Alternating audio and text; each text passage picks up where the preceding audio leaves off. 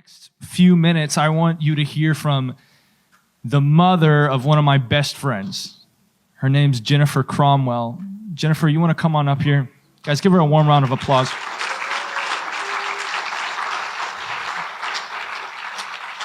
So the guy who was playing electric up here, this is his mother. But Jennifer I asked her if she would come speak, share her heart related to the Lord's heart related to adoption. She has 5 foster children. Is that true? 6 adopted children. And how many altogether? 8 plus the bonus plus the daughter-in-law. I count them all. Yes. So she is this message that she's going to share. She's going to share from her heart. It's not just a cool concept to her. She lives this. She embodies this message. There's no one that I personally would want to share on this subject more than Jennifer Cromwell, and I'm honored that you came all the way from El Reno, Oklahoma to share with us. So give her a warm round of applause, guys.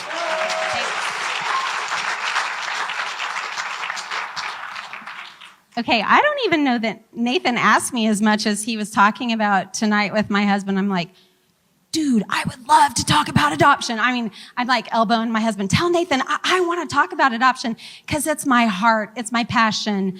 Should I stand up? Okay, fine. Is that better? I'm sure. I'm not as tall as you, Nathan. Okay, so, I mean, we're bringing the hype way down because I don't have all that. Man, you guys are amazing. Okay, I think, is there a picture? I'm going to show you my family, perhaps. Here we are. This was last year at my son's graduation. That's us. Okay, so I'll briefly tell you who they are. It's not a quiz. You don't have to remember any of this. I'm on the right. My awesome husband's on the left. We were high school sweethearts who had this fantastic dream. We thought, we'll have a boy, we'll have a girl. Won't that be the perfect family? It would be so cute. How many of you have had that like American dream? Like, oh, just to have this quaint little cute family. That's what we had. I mean, we weren't dreaming about God's dreams at the time. So we had a girl. She has the lavender kind of blonde hair in that picture. And we were so blessed. She was amazing and she was awesome. And then 3 years later, we had a boy, Caleb, who was up here on the electric guitar. And he's there with his now bride. That was his fiance last year. Yeah. And wow, that's all we ever wanted. We're like, God, you are so good. Until I was in the recovery room for my C-section with Caleb. And I looked at my husband and said, we got to do this again. And he was like, this is nothing that we've ever discussed. I don't think so. I'm like, no, I'm really serious. He goes, why don't you like get off pain meds first and then we'll talk. I'm like, all right, but I'm not changing my mind. And I didn't. And I just kept praying, God, just open Brad's heart. I really feel like we're supposed to have another child. So he finally said, I'll pray about it. Well, you know what happens when you pray about something that someone like your wife has already been saying we need to do. He's like, okay. But here's the deal. If we have a third, then I don't want you to say, well, I don't want a middle child, so we need a 4th. I'm like, I'm a middle child. I'm good with that. 3 would be amazing. Well, 3 never could happen. We were just one of those couples. We were blessed with 2. And then the night before a huge infertility appointment, the next day, my husband said, this is absolutely ridiculous. We have 2 healthy, awesome kids. Why would we put ourselves through this when there are children who need love? They need a home. And we already had friends who were fostering, and I'm like, I don't know, I just thought this was what we were supposed to do. So we didn't go to the appointment. We called our, I think in Missouri, it's Department of Social Services. Is that it? In Oklahoma, it's Department of Health and Human Services. I don't even know. It's DHS. I called them and said, we want to do this. We want to foster, sign us up. The process was not fast.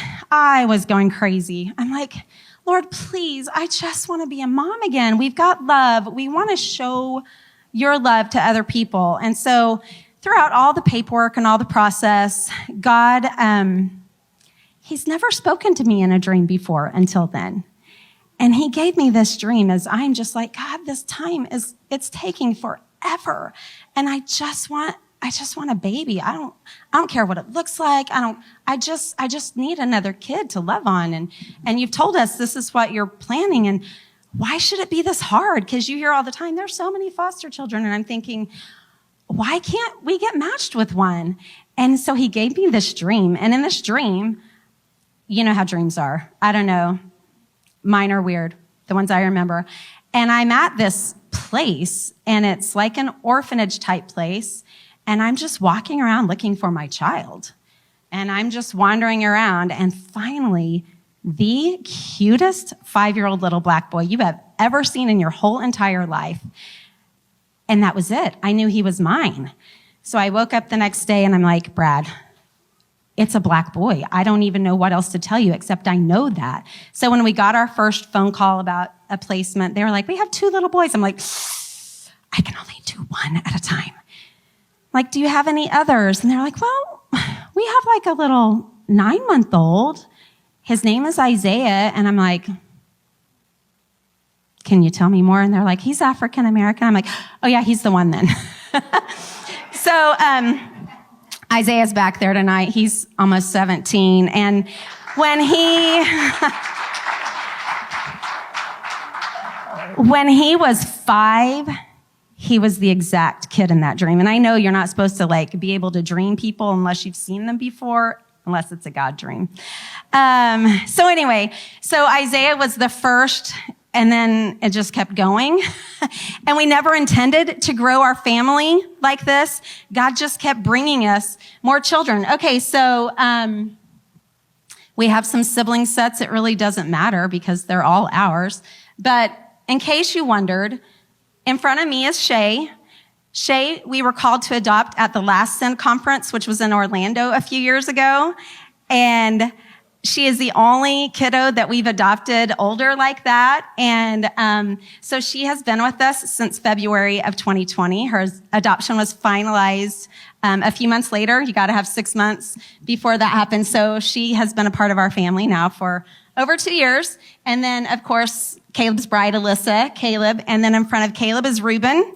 Reuben and his sister, Jovi, who are right back there, came to us as a 2-year-old and a 9.5-month-old who had been in the system, back home with biological mom, homeless on the streets with biological mom until it was obvious she couldn't take care of them any longer. And so my friend who'd had Reuben as a placement said, my home is full. Like, I already have 6 and I'm a single mom fostering all of these. Can you guys do this? And I'm like, remember what I said earlier? I can only take one at a time. I'm like, no, because before we got Reuben, we took on another kiddo and he has a lot of special needs, and that would mean 3 in diapers. And I wasn't ready for 3 in diapers. I called my husband and said, we have this afternoon to pray about it. And he was like, yeah, right. And neither one of us felt like this was going to be a yes from God. But I said, let's just pray on it. He stopped what he was doing. He happens to work for Hobby Lobby, and he's friends with the Mardell book buyer at the time. If you guys have Mardell here? Christian, okay.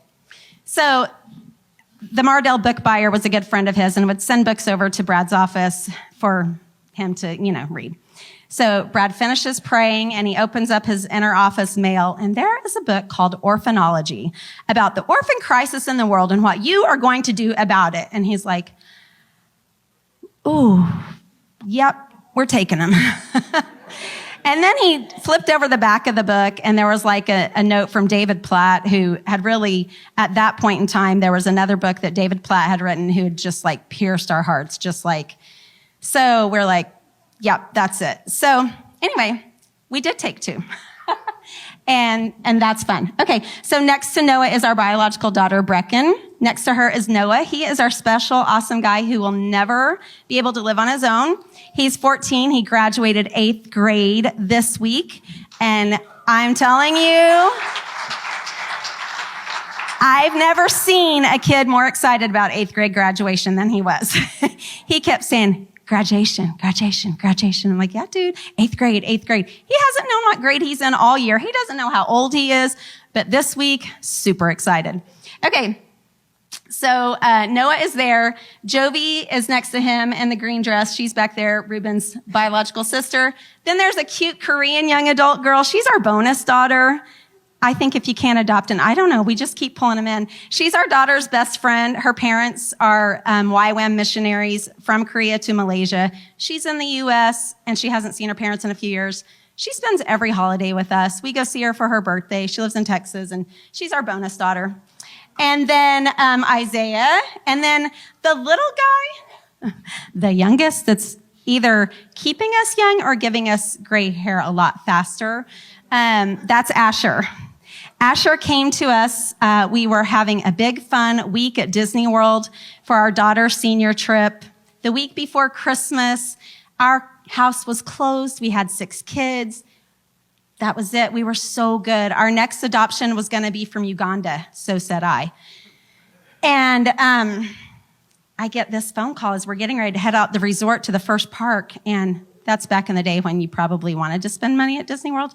But anyway, I see this phone number, and I know it's our DHS number, and I'm like, we aren't even foster parents anymore. Okay, I'll answer it. What's up? And I answer, and she's like, hey, it's taken me quite a while to find you because the judge had to order the adoption documents to be open to figure out who you were. But your 2 that you adopted together, yeah, they have a biological brother that's been born. I'm like, okay, but we're heading out the door for Magic Kingdom, and Christmas is next week. Can you give us like a minute? Because I'm sure the answer is no. Again, I just knew God didn't have that in mind for us, but he did. So we welcomed Asher into our home when he was, I don't know, less than a year. So most of our children, except for Shay, came really young. Our biological kids get a lot of questions. Basically, it's the same question, asked maybe in a slightly different way. But people always want to know from them. Caleb and Brecken both, I asked them before this, they said, what's it like to have adopted siblings or to have siblings who aren't your biological siblings? And their response is, I don't know. They're my siblings. It is no different. But part of that is the community that our kids grew up in. Our church home that our kids grew up in was full of adoptive families. So I want to talk to you guys tonight about creating a normalcy in your community, a normalcy of adoption in your community. We all know that God's heart is adoption. It doesn't mean everybody has to adopt. Wouldn't that be cool? But it doesn't mean that because everybody isn't prepared for that, and everybody has different callings. But everybody can help with the orphan crisis. Everybody can help. And here's some practical ways that can work itself out. My husband and I once went to a church and talked about this. The church was really wanting to bring in more adoptive families and just to be, a better culture for adoptive families. Okay, so how many of you have taken a meal to someone when they have a new baby? Anyone? Yeah, that's quite a few. How many of you have taken a meal to someone when they got a new foster placement? Okay, that's something you could do. Because when you get a new foster placement, they probably don't come with any clothes, any baby formula, any diapers. You have to have tons of appointments within the first 2 weeks of them being there, if they stay that long. And you're just scrambling. You're just scrambling to survive. So maybe it means you take a meal. Maybe you say, hey, foster mom, adoptive mom, I'm not real great with kids, but I could run errands for you. Can you give me your grocery list?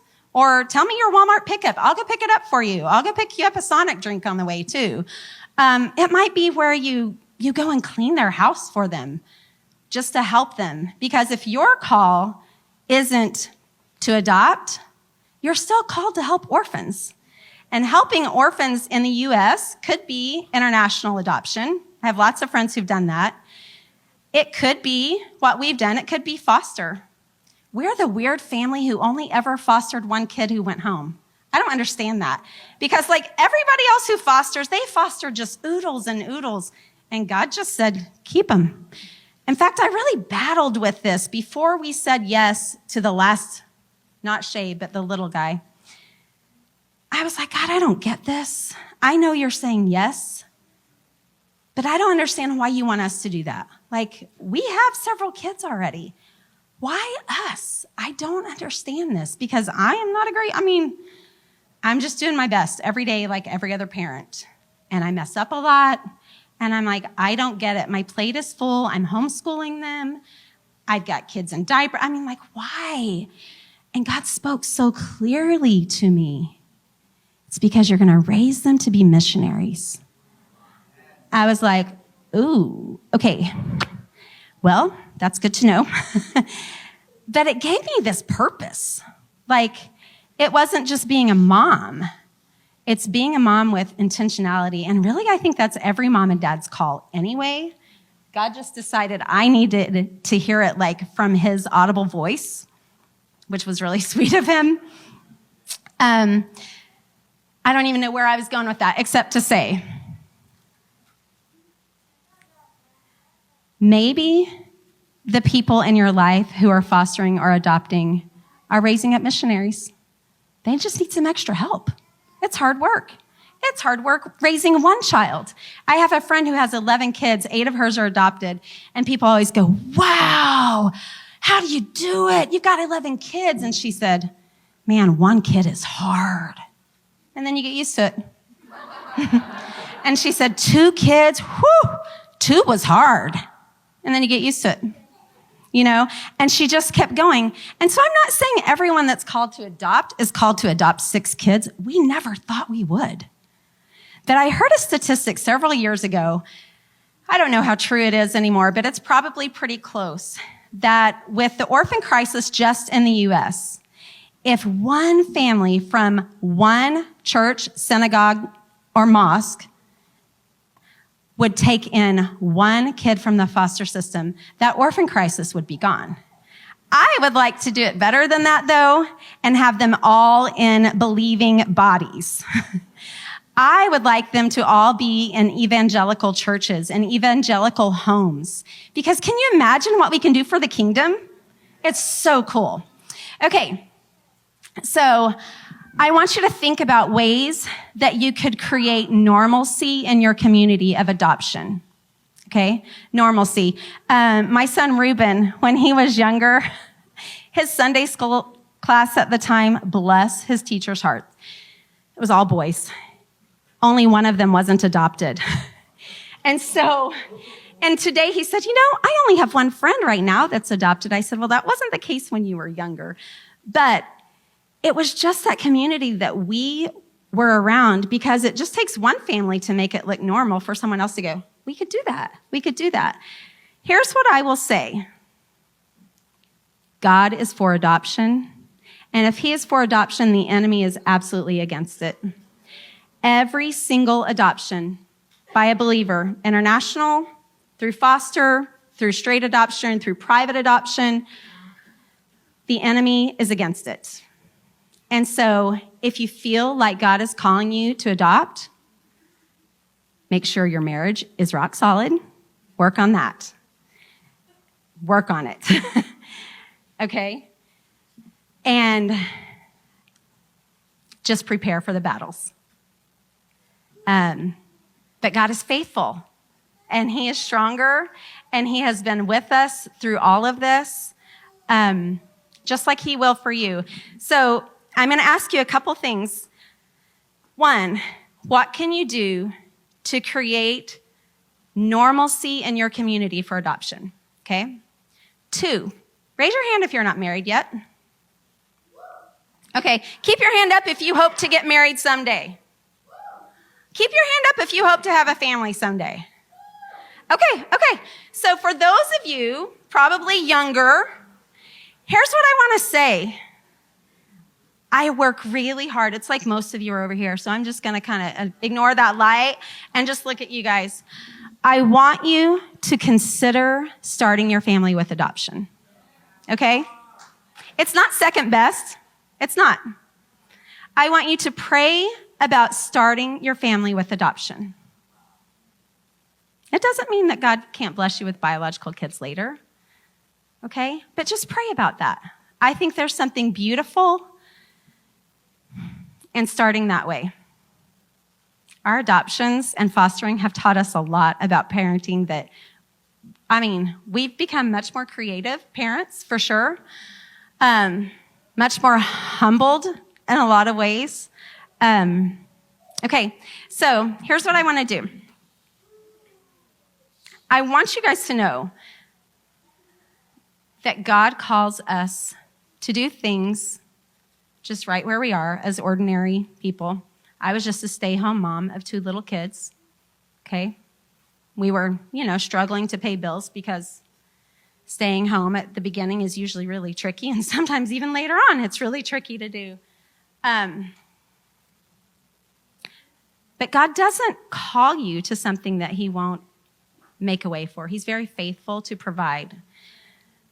I don't ever want the finances of like an international adoption to terrify people. I have lots of friends who've done lots of creative things to bring home their babies from China or Africa or Russia or wherever. Okay, I'm going to get back focused here.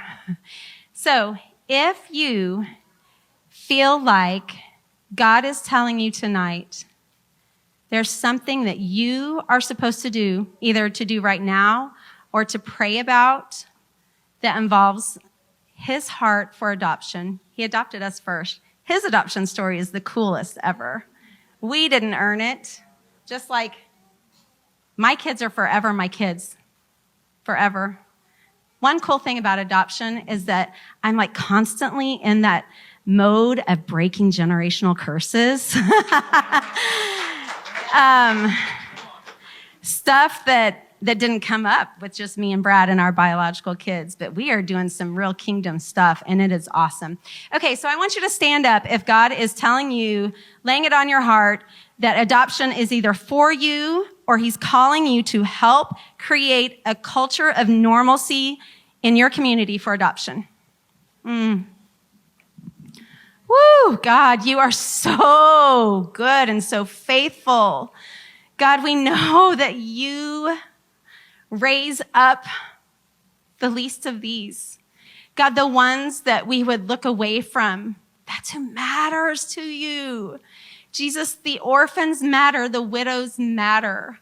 God, I pray that you would just continue to break our hearts for this crisis. God, that you would just allow us the opportunity to raise up children that aren't on our radar, God, but you know who they are. You've known them since before they were in their mom's wombs. Like, you've known them, and you know whose family you're placing them in.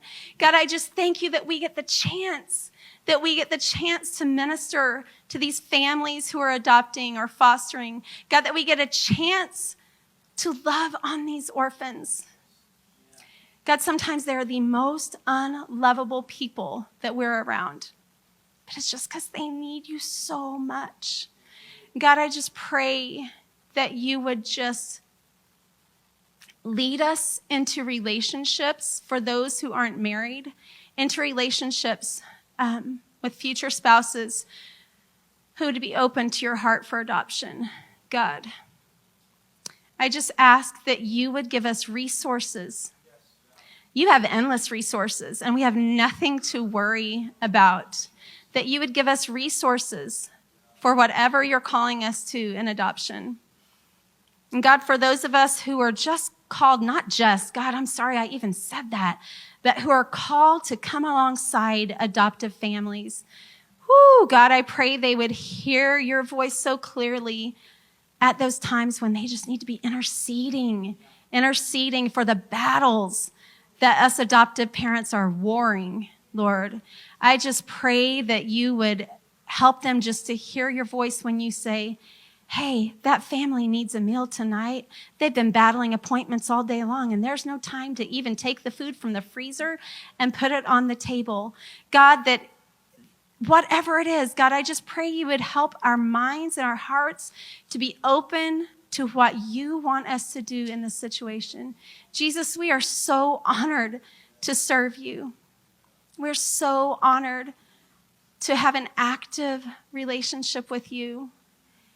God, we want more than anything to spread this good news, to spread this good news to everyone, especially to the orphans you have in mind for us. It's in your name we pray, Jesus. Amen.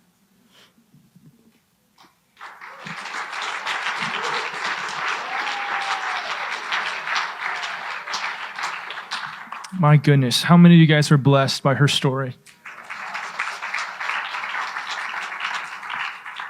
In 2019, I was at the Sin in Orlando, and they did a time where they shared about the heart of the Lord related to adoption. And I never really thought much about it.